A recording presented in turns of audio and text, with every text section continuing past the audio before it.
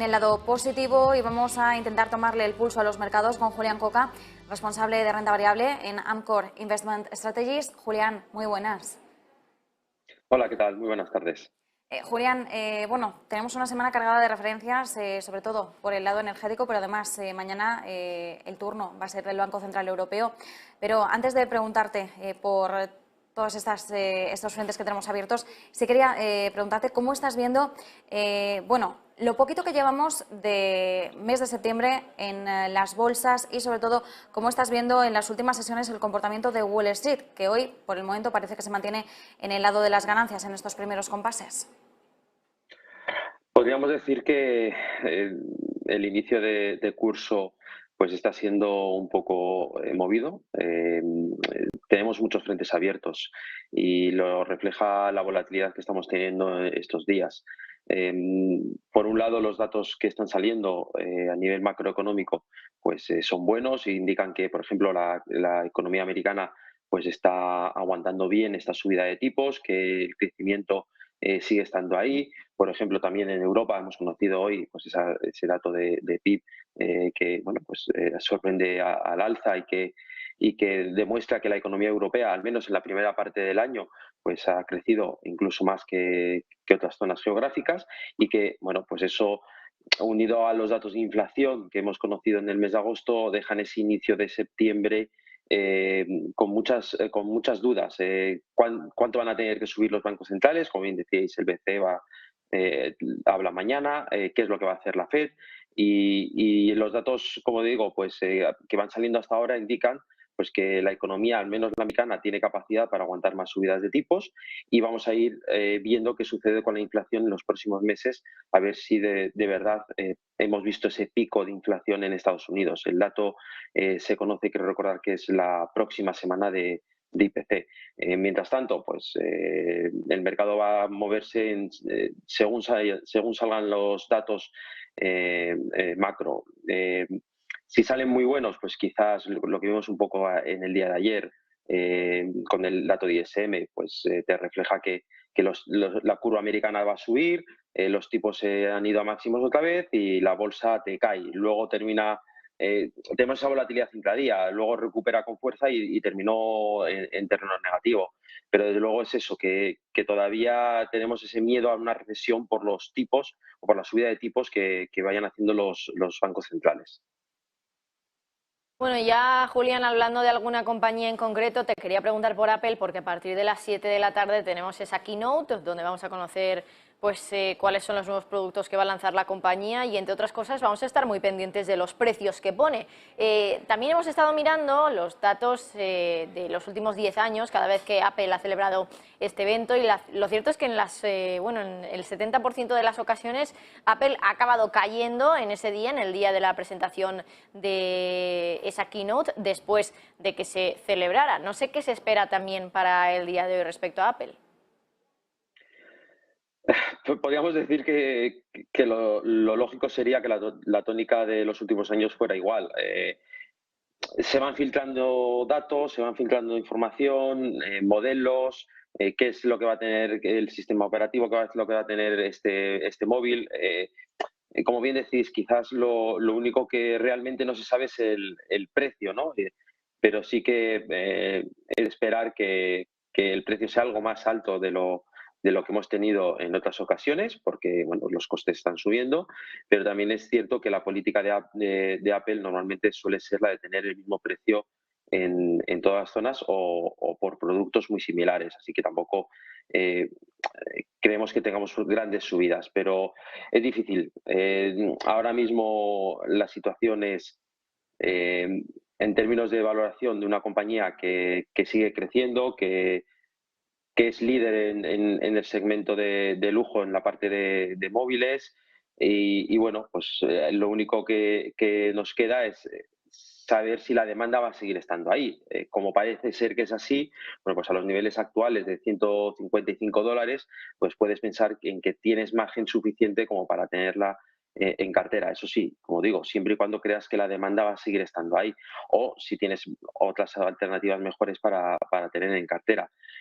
Quizás en un momento donde los tipos siguen estando al alza, este tipo de compañías que son de calidad y con crecimiento, pues pueden ajustar un poco más todavía las valoraciones y por lo tanto quizás todavía sea el momento de esperar un poco, un par de meses para plantearnos el estar en este tipo de compañías.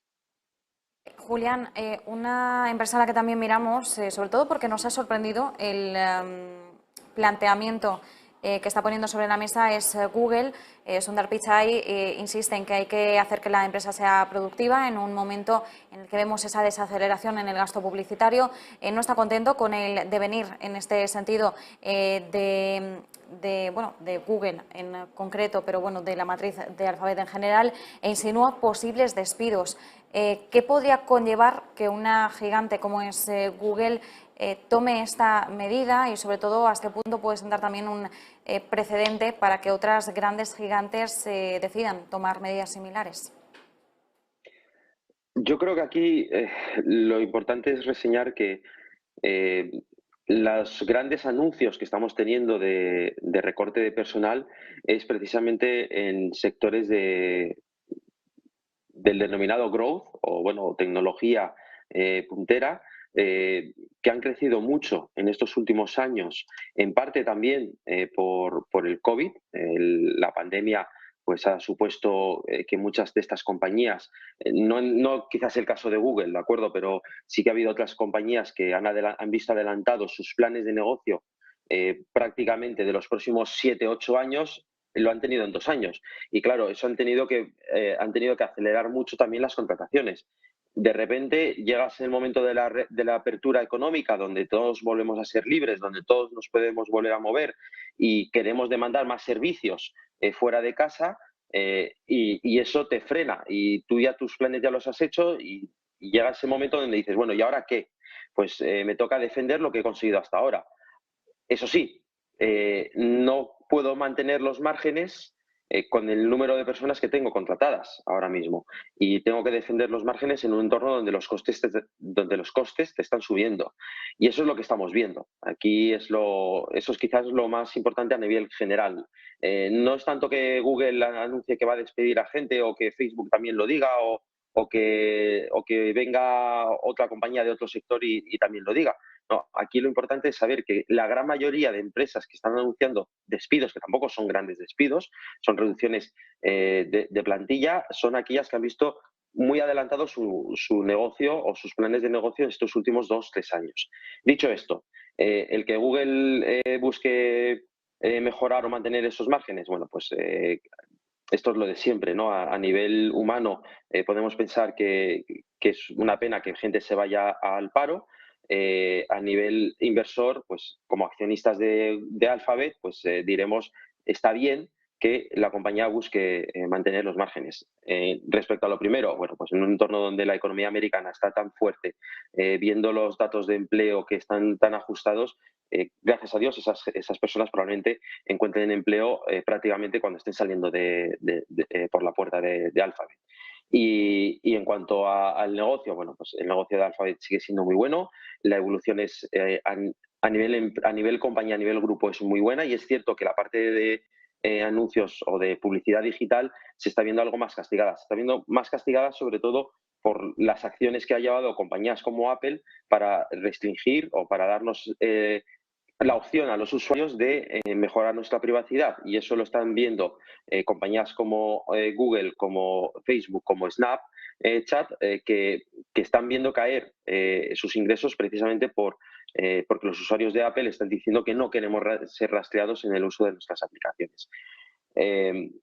La tarta es más pequeña y habrá que repartirla mejor. Así que por ese lado, pues sí, es algo que todavía queda ver y es un volumen importante del negocio de Alphabet. Julián, mañana día importante en Europa porque es la reunión del Banco Central Europeo y bueno, desde luego pues todas las miradas también puestas en el euro porque en estas últimas semanas ha permanecido mucho tiempo por debajo de la paridad. Te quería preguntar un poco qué se espera que pueda decir Christine Lagarde o cómo puede actuar el Banco Central Europeo para, bueno, pues volver a impulsar el euro por encima de esa paridad. Pues bueno, Lagarde dirá que el Banco Central Europeo no está para controlar la divisa, pero que sí que la vigila. Más allá de eso, pues el mercado descuenta ya la subida de 75 puntos básicos, sobre todo después de los datos de inflación que hemos ido conociendo en la Unión Europea en los 2 últimos meses, sobre todo bueno, pues, el mes de agosto que incluso se esperaba una pequeña relajación en lo que es la aceleración del índice de precios, sobre todo en la parte más core en países como Alemania y en general en la Unión Europea, y no ha sido así.